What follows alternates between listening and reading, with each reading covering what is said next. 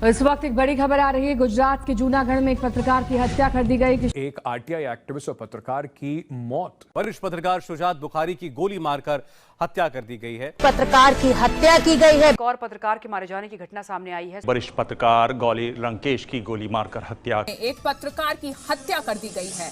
बिहार में पत्रकार की गोली मारकर हत्या कर दी गई है। रहा होगा कोई बैरागी जिसने खींचकर शाही का कांटा घोंप दिया होगा पत्रकारिता के सीने में और गर्दन पर टांग दिया होगा सिंदूर से सना नींबू, ताकि जिंदगी भर अकुलाहट से भरी रहे यह ससुरी पत्रकारिता। हां, शायद तभी इसे चैन नहीं आता, वरना ऐसा कहां होता है कि पत्रकारिता को पेशे समझने वाला आदमी तड़प में ही रहे। खबर ना मिले तो तड़प, खबर मिल जाए तो तड़प, खबर को अपने मुताबिक ना बना पाए तो तड़प, और खबरों को देने के बाद उसे बदल दिया जाए तो तड़प। ऐसी जहरीली तड़प कि ससुरा कोई भी ऐरा गैरा नत्थु खैरा आकर 24 घंटे खबरों में जीने वाले व्यक्ति को कभी दल्ला, कभी दलाल, कभी बिका हुआ, कभी बेगैरत कह जाए। अरे ओ मीडिया को दलाल, बेगैरत, दल्ला कहकर उसके फोर्थ पिलर की जिम्मेदारी को 24 घंटा याद दिलाने वालों, क्या जिम्मेदारी निभाते जान गंवाने वाले किसी पत्रकार के लिए कभी तुमने आवाज उठाई? कभी शोर मचाया उसके खामोश हो जाने पर, जिसने तुम्हारे हक की लड़ाई को लड़ते हुए अपनी जान गंवा दी? अरे ओ हिंदुस्तान के 140 करोड़ लोगों, आज मैं तुमसे सवाल पूछ रहा हूं कि क्या पत्रकार मुकेश चंद्राकर की वो अनसुनी चीखें तुम्हें सुनाई पड़ी? और सुनाई पड़ी तो इन चीखों को सुनने के बाद तुम सो कैसे सकते हो? कैसे भुला सकते हो इस बात को कि चंद्राकर के सिर में 15 घाव थे, कुल्हाड़ी से उसका पैर काटा गया था, उसकी पसलियों का चूरमा बना दिया गया था, उसके दिल के 4 टुकड़े कर दिए गए थे, शरीर से सारे लहू को निचोड़कर सेप्टिक टैंक में फेंककर उसके बाद टैंक की सीमेंट से ढलाई कर दी गई थी। 140 करोड़ हिंदुस्तानियों, तुम पत्रकारों को कभी घर में बैठकर सोशल मीडिया पर चाय की टपरी बैठकर दिन रात दलाल कहते हो, लेकिन जब कोई सच्चा पत्रकार तुम्हारे हक की लड़ाई लड़ता है और जान गंवाता है तो उसकी मौत पर कैसे खामोश रह लेते हो? जवाब दो, जवाब दो। और अगर जवाब नहीं है तो याद रखना नवाज देवबंदी की वो पंक्तियां जो आज मुकेश कह रहा होगा कि जलते घर को देखने वालों, फूस का छप्पर आपका है, आपके पीछे तेज हवा, आगे मुकद्दर आपका है, उसके कत्ल पर मैं भी चुप था, मेरा नंबर अब आया, मेरे कत्ल पर आप भी चुप हैं, अगला नंबर आपका है। हां भाई साहब, यही एहसास है। और दिमाग सोच के सन्न है, सोच सोच के उस पत्रकार के बारे में रूह कांप जा रही है जिसे क्रूरता से मार डाला गया। उससे ज्यादा दुख इस बात का है कि अधिकतर पत्रकारों के मरने के बाद ही उनको लोग जानते हैं।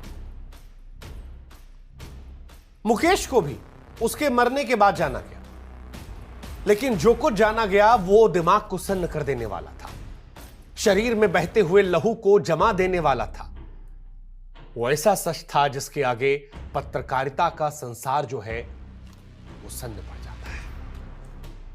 मुकेश चंद्राकर, जो अभी भी नहीं जानते उनको बता दें कि एक टीवी चैनल के पत्रकार थे, खोजी पत्रकार, सच्चे पत्रकार, निर्भीक पत्रकार, जुनूनी पत्रकार, जज्बाती पत्रकार, जाबाज पत्रकार।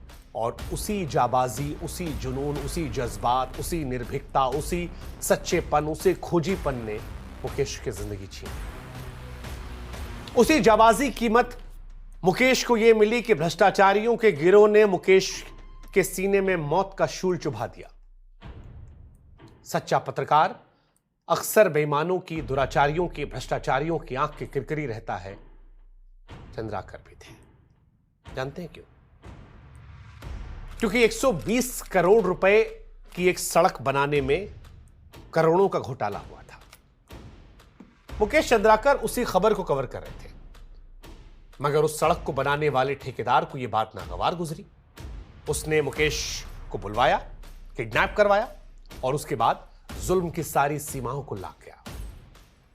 15 जहां घाव, सर फटा हुआ है, दिल तक तोड़ दिया गया है, सारे लहू को निकाल दिया गया, जलाने के लिए भी घर वालों को नहीं दिया गया, मारकर सीमेंट। फिलहाल आरोपी गिरफ्तार है। ऐसा हो सकता है कि मुकेश को इंसाफ भी मिल जाए, लेकिन सवाल यह है कि कब तक चलेगा ऐसे? कब तक ऐसा होगा कि किसी पत्रकार को घर से उठाकर काट डाला जाएगा? कब तक ऐसा होगा कि पत्रकार डर कर चलेगा? कब तक ऐसा होगा कि सच दिखाने के लिए उसे सांसों का सौदा करना पड़ेगा? मुकेश चंद्राकर को क्या सिर्फ उस बेरहम ठेकेदार ने मारा? नहीं, बिल्कुल भी नहीं। मुकेश चंद्राकर को हर उस आदमी ने मारा जिसके खाते में ठेकेदार की कमाई का हिस्सा था। मुकेश को हर उस आदमी ने मारा सड़क निर्माण में जिसका हिस्सा था। मुकेश को हर उस आदमी ने मारा जो मुकेश की मौत पर अब तक खामोश है। सरकार खामोश है, विपक्ष खामोश है। इस देश की 140 करोड़ जनता में अधिकतर लोग आज मुकेश की मौत पर खामोश हैं। और यह खामोशी बहुत डराती है, यह खामोशी बहुत तड़पाती है और फिर से उसी सवाल के पुल पर लाकर खड़ा कर देती है कि 140 करोड़ जनता, जरा एक बार सोचो ये कब तक चलेगा? कब तक?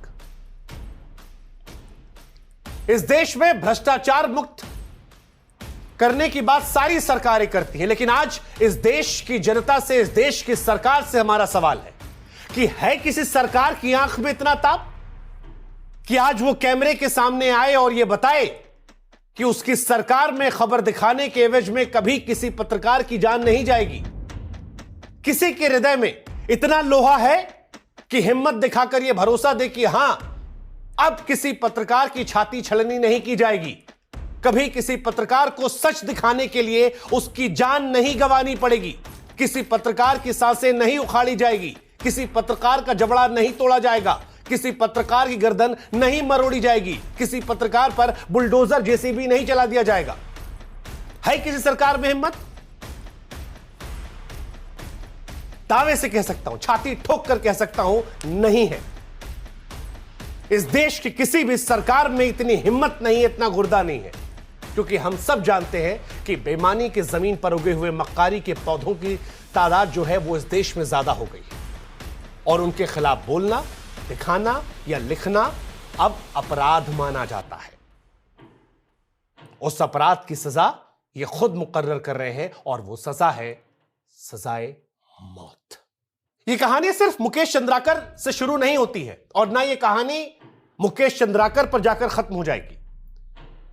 मुकेश चंद्राकर भ्रष्टाचारियों के हाथों मरने वाले ना तो पहले पत्रकार थे और ना ये आखिरी होंगे, क्योंकि ऐसी मौतों पर न्याय की आवाजों में तलखियां कम होती हैं, तिलमिलाहट कम होती है, सरकारों के तेवर कम होते हैं।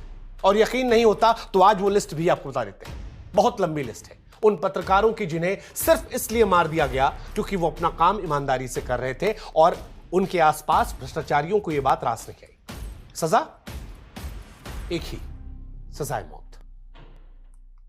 सारी तो सुना नहीं सकते, लेकिन कुछ घटनाएं आपको सुनाते हैं और आज आपको सुनना पड़ेगा, क्योंकि आज भी नहीं सुने तो कल कोई और मुकेश आपके ना सुनने, ना आवाज उठाने के चलते मौत की नींद सोएगा।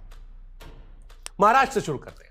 महाराष्ट्र के रत्नागिरी में शशिकांत वारिशे को थार से कुचलकर एक जमीन कारोबारी ने इसलिए मार दिया क्योंकि उन्होंने उसके खिलाफ एक दिन पहले खबर लिखी थी। बिहार के मधुबनी में पत्रकार अविनाश झा को अपहरण करके इसलिए मार दिया गया क्योंकि उनकी रिपोर्ट में अस्पतालों में चल रहे अवैध धंधे का पर्दाफाश होने वाला था। उत्तर प्रदेश के प्रतापगढ़ में अवैध शराब के खिलाफ अभियान चलाने वाले टीवी पत्रकार को बेमौत मार दिया गया, वो भी तब जब उसने पहले ही पुलिस प्रशासन को बताया था कि खबर कवर करने के चलते उसकी हत्या हो सकती है। मध्य प्रदेश के भिंड में रेत माफिया पुलिस प्रशासन के गठजोड़ का खुलासा करने वाले पत्रकार संदीप शर्मा को ट्रक से कुचलकर लत्ता बना दिया गया। कश्मीर के पत्रकार शुजात बुखारी को उनके दफ्तर में घुसकर गोली मार दी गई। नक्सलियों को लेकर खबरें लिखने वाले पत्रकार चंदन तिवारी को झारखंड में डंडों से पीट पीट कर मारा गया। त्रिपुरा में शांतनु भौमिक और सुदीप दत्ता, कर्नाटक में गौरी लंकेश, गुजरात में किशोर दवे, बिहार में राजदेव रंजन, मुंबई में जेडे। अरे कितने नाम ले ले भाई, और कहां तक ले ले, क्योंकि यह सिलसिला अंतहीन है और इस अंतहीन सिलसिले को तोड़ने के लिए आवाज उठानी पड़ेगी। मुझे आज जर्मन कवि पस्टर नमोलर की कविता याद आती है कि पहले वो आए कम्युनिस्टों के लिए और मैं कुछ नहीं बोला क्योंकि मैं कम्युनिस्ट नहीं था। फिर वो आए ट्रेड यूनियन वालों के लिए और मैं कुछ नहीं बोला क्योंकि मैं ट्रेड यूनियन में नहीं था। फिर वो आए यहूदियों के लिए और मैं कुछ नहीं बोला क्योंकि मैं यहूदी नहीं था।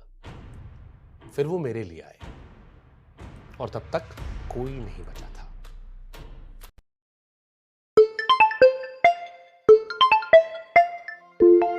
दिखाने के लिए, सच बताने के लिए, सही लोगों से सवाल पूछने के लिए आप जग जाइए, सोचिए, समझिए और बोलिए। आवाज उठाइए उस जुल्म के खिलाफ जो इस देश के पत्रकारों पर हो रहा है। उधेड़ के रख दीजिए उन तमाम सड़ी हुई सोचों को जो सच की आवाज को दबाना चाहती हैं। मरोड़ के फेंक दीजिए उन नजरों को जो एक सच्चे पत्रकार के खिलाफ उठती हैं। वक्त अभी भी है, जिनको हम खो दिए वो लौट कर नहीं आएंगे। लेकिन अगर आप एकजुट हो गए, आपने ताकत पहचान ली, तो शायद ऐसे कई पत्रकार भविष्य में बच जाएंगे।